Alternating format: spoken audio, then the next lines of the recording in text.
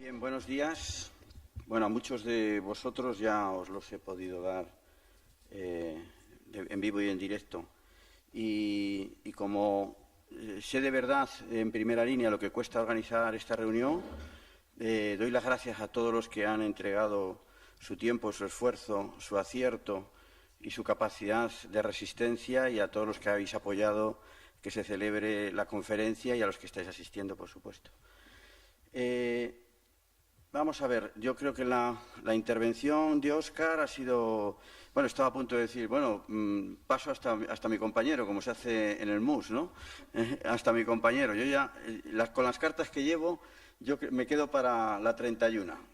Creo que tengo 31. Pero, efectivamente, eso resuelve muchas de las cuestiones que están sobre la mesa, que es ponerlas de manifiesto y aprovecho para decir también que el papel que Seltur, que es una ONG, es una organización no gubernamental, está haciendo por el interés público. En este tema ya fue notable lo que aportó en términos de estudio del fenómeno de la colmatación de destinos litorales por la vivienda de uso turístico y lo que está haciendo ahora en el ámbito de las ciudades. Así que, Óscar, a ti en particular y a Seltur, te doy las gracias como ciudadano, independientemente de que te las dé como amigo, porque me vas a invitar un vino.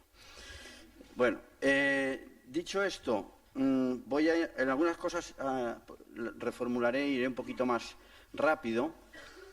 Intentaré aprovechar ya todo el marco que Óscar ha creado para poder focalizar mejor mi intervención. La primera cuestión es que yo creo, y lo hemos visto en muchas intervenciones, cuando estamos hablando de desarrollo o turismo sostenible, en realidad no somos concordantes con la definición de Brundtland de que los activos, los recursos que disponemos en nuestro territorio satisfagan necesidades actuales sin comprometerlas de las generaciones siguientes, lo cual es un concepto básico en economía de la empresa y economía doméstica, que es que tú no puedes generar beneficios en tu empresa a costa de perder los activos. Y lo puedes hacer en contabilidad y en gestión.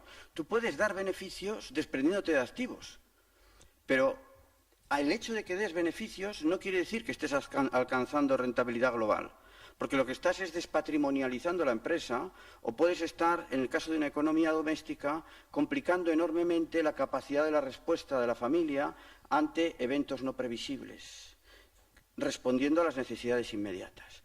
Por tanto, a mí, los desarrollos sostenibles, que en definitiva lo que dicen es vamos a corregir los impactos que generamos con nuestra actividad, yo no los llamaría desarrollos sostenibles, sino desarrollos compasivos.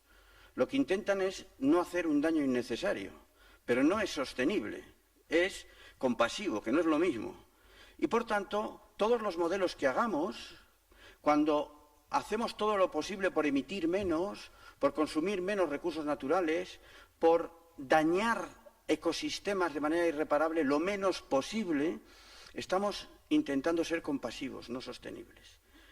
La utopía de la sostenibilidad, que es una utopía en el mundo en el que vivimos, porque para empezar, Occidente aborrece la minería. Es muy difícil abrir una mina en Europa y, sin embargo, es una sociedad netamente minera, que vive de los minerales, que está absolutamente invadida y impregnada de minerales. Pero la minería es algo que es insostenible. Y esa hipocresía, esa incapacidad de entender la complejidad del sistema y sus contradicciones en el turismo está presente, como en otros muchos sectores.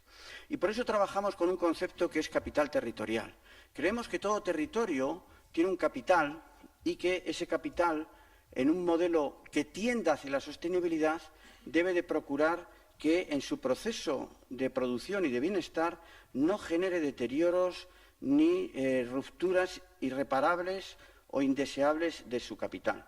Y lo organizamos en 5 dimensiones. El capital natural, que es todo lo que la economía ecológica y ambiental considera como tal, el capital construido, que ahí entran muchos elementos que hay en el territorio, pero también el humano, las personas, lo que saben hacer, sus actitudes, su capacidad de dar respuesta a sus aspiraciones, y por tanto decimos que en un territorio desarrollamos el capital humano cuando mejoramos su formación, su cualificación, etcétera.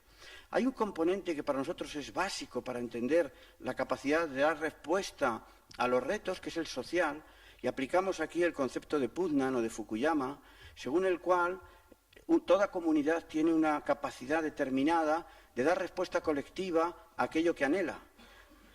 En el caso de los territorios más periféricos y menor nivel de desarrollo, este es el factor, el componente de capital territorial que está en peor estado. Es la situación en la cual la comunidad pone el acento en la tercera persona del plural. No nos dan casa, no nos dan trabajo, no nos hacen. Y en ese caso estamos ante una comunidad con un bajo nivel de capital social, cuando los problemas se los tiene que resolver una entidad inmanente de origen divino, casi medieval, que se ha de ocupar de sus problemas. Cuando nos planteamos modelos de desarrollo que tiendan a esa sostenibilidad, el principal elemento de trabajo es tratar de conseguir reforzar y multiplicar el capital social, que la comunidad se haga responsable plenamente de las consecuencias de sus aspiraciones o de aquello que formula como objetivos y orientaciones estratégicas de su territorio, de su ciudad, lo cual es bastante difícil, porque se están utilizando permanentemente los planes y las declaraciones programáticas como elementos de seducción, como fantasías, como juegos para aturdir la conciencia y la consciencia y impedir, por tanto, las frustraciones, las consecuencias que vienen asociadas a los crecimientos, a los desarrollos, a los incrementos de actividad. Y el último es el de imagen, que es un capital fundamental para entender el mundo contemporáneo, que es lo que explica por qué la empresa Coca-Cola vale tanto. No vale por los camiones, ni por las máquinas, ni por la fórmula, vale por la marca. Y los territorios tienen marca. Y los problemas de la marca en territorios que tienen problemas son muchísimo más graves que los deterioros que se producen en los activos fijos. Y en el turismo la marca tiene un valor muy superior a otros sectores, incluso el alimentario. Por supuesto, el capital financiero no lo consideramos capital territorial porque es ubicuo. Sabemos que los territorios, como se ha dicho ya esta mañana, que carecen de modelo, que carecen de planteamientos consecuentes sobre aquello que aspiran y cómo lo quieren hacer, generan problemas. Pero hay un problema de rentabilidad para el cual necesitamos instrumentos de medición que no están suficientemente desarrollados. La rentabilidad de un territorio no es la rentabilidad del conjunto de sus operadores económicos, sean públicos o privados. Es considerar en las cuentas todo aquello que queda afectado y que tiene que ver con la actividad que estamos estudiando. En el caso del turismo, eso quiere decir que si en un determinado territorio, en verano, entran 500.000 personas, yo tengo que saber cuáles son todos los costes territoriales asociados a esa capacidad de acogida. Y, por tanto, entran embalses de agua, entran tuberías de distribución, entran todos los servicios públicos, entra la afectación a ecosistemas irreparables, etcétera. Todos unos costes que ahora mismo no necesariamente están entrando, ni mucho menos, en las contabilidades. De la misma manera que en los costes de la ciudad, que debe de atender a millones de personas que llegan a lo largo del año con fechas variables y, por tanto, el coste va a estar prefijado por las puntas de las capacidades de las infraestructuras y no por su nivel medio de respuesta, y esos costes no están de manera explícita bien medidos para ponerlos constantemente en las mesas de las tomas de decisiones. Y tenemos problemas de saturación, porque hay una mala gestión espaciotemporal de las posibilidades de acogida, y eso nos crea problemas de desgaste, de congestión y de deterioro, por tanto, de componentes del capital territorial. ¿Dónde están los problemas? Pues según nuestro punto de vista, en los litorales mediterráneos y en otros litorales de otros destinos mundiales, hemos comprobado que los problemas de este tipo se producen cuando la oferta de vivienda de uso turístico entra en juego. La Costa del Sol, que es un destino conocido mundialmente en Málaga, en España, en una parte de la Costa del Sol, para no entrar en discusiones de cuánto entra y cuánto no, tenemos 50.000 plazas regladas y cualquier cifra no determinable por encima de 450.000 en viviendas de uso turístico. No sabemos ni cuántas. No sabemos ni cuántas. Cuando se dice que el problema del turismo de saturación, de generación de impactos no bien manejados en la Costa del Sol, lo provocan, el turismo, ¿quién lo está provocando? ¿Los 50.000 plazas o cualquier número relacionado con 400.000 por encima de esa cantidad que se alojan en viviendas de uso turístico, sean de carácter de segunda residencia o vivienda de alquiler? Y eso nos pasa en todo el Mediterráneo y nos está empezando a pasar en el Cantábrico y en otros muchos destinos. ¿Por qué? Pues ya lo veremos enseguida. Es porque realmente en estos espacios, en estos territorios, el modelo de negocio imperante es inmobiliario, no es de prestación de servicios relacionados con el disfrute de la estancia. Y, por tanto, hay una depravación, hay una degeneración del planteamiento. Estamos llamando turismo a lo que no es. ¿Por qué lo llamamos turismo cuando queremos decir promoción inmobiliaria? ¿Por qué le llamamos amor cuando queremos decir sexo? Es decir, que realmente este es el problema, ¿no? Hay problemas en las costas y hay problemas en las ciudades. En las ciudades pasamos a ello. Este es un gráfico que es muy expresivo de un trabajo que hicimos hace tiempo, comparando cuáles eran los costes y los beneficios de carácter general vinculados con los desarrollos inmobiliarios o con los desarrollos de tipo hotelero. Llegamos a conclusiones tajantes. El desarrollo que tiene predominio de alojamiento hotelero tiene 8 veces más beneficios en renta y 12 veces más empleo y 12 veces en renta. Y esto tenía consistencia total con el trabajo que hizo Iseltur. Esto es en Santiago de Compostela, donde estamos trabajando ahora en una ciudad histórica, patrimonio de la humanidad, y donde tenemos los mismos problemas que ha descrito Óscar de manera tan brillante y tan detallada. El problema que tenemos en Santiago es que Santiago es una ciudad viva, lo sigue siendo de milagro, está en la UCI, y habría que ver si los turistas quieren ir a ver una ciudad de piedra y madera o quieren ver una ciudad viva. Porque si es una ciudad viva lo que quieren ver, hay que actuar de manera urgente, porque ahora mismo el alquiler de las viviendas está desplazando a la gente que vive en la ciudad. ¿Por qué?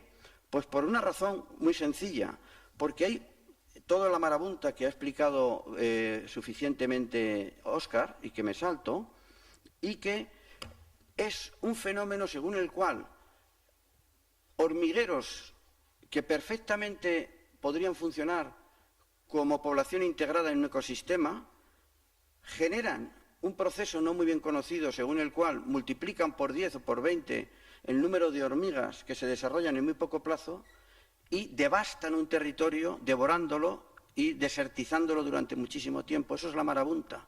Y eso es lo que está sucediendo en las ciudades que sufren este problema. Porque la marabunta, que es el predominio equilibrado o absoluto de los visitantes que se alojan en viviendas de uso turístico, genera este diferente resultado. Gastan mucho menos en el destino y lo que gastan reduce significativamente la aportación de trabajo y la aportación de impuestos. ¿Qué quiere decir? Que si el turismo es interesante para un territorio es porque, aunque genera problemas de deterioro del capital territorial, por contra, tiene un beneficio clarísimo, que es generar trabajo. Y, en todo caso, lo que no puede dejar de generar son ingresos públicos para afrontar los gastos que ellos mismos generan u otros que tienen que ver con el bienestar de la población. Si lo que finalmente me sucede es que millones de personas llegan a un lugar y no generan trabajo suficiente, y además el balance entre ingresos y gastos públicos es negativo, quiere decir que estamos subvencionando desde nuestro territorio el ocio y las vacaciones de otros. No conozco la razón ética según la cual desde nuestros territorios atractivos tenemos que ocuparnos de una parte del bienestar de los residentes en otros territorios. Nos interesa el turismo en la medida que es un sector que es capaz de hacer transferencia de rentas entre territorios ricos y territorios menos ricos. Y nos interesa como gran oportunidad para generar trabajo y sociedades libres y sociedades evolucionadas con capacidad de bienestar. El resto creo que no nos interesa y, por tanto, hay que recuperar la capacidad de controlar estos procesos y, a partir de ellos, establecer las condiciones de equilibrio y sostenibilidad. Solamente diré una cosa y me voy, que es que en España en concreto y en otros países creo que también, el problema es que la vivienda, que es la madre del cordero de todo esto, es un hecho regulado por la Administración pública con fundamento en la Constitución española, según la cual el derecho a la vivienda, el derecho al cobijo, forma parte de los derechos básicos de un ciudadano en España. En función de ello, hay toda una serie de instrumentos públicos destinados a trasladar los impuestos de los españoles a el buen funcionamiento de los espacios donde se concentran las viviendas, es decir, las ciudades. Y hay una subvención real de la capacidad de vivir bien en las ciudades a partir de los impuestos que se recaudan. Si utilizamos esas viviendas y la ley de arrendamientos urbanos que protege el derecho de los ciudadanos a alquilar una vivienda para vivir en ella como negocio encubierto, estamos haciendo un fraude básico de derechos y además estamos empobreciendo los territorios y las ciudades a costa de generar todo un gran fenómeno que ni genera riqueza ni genera trabajo y además es insostenible. Muchas gracias.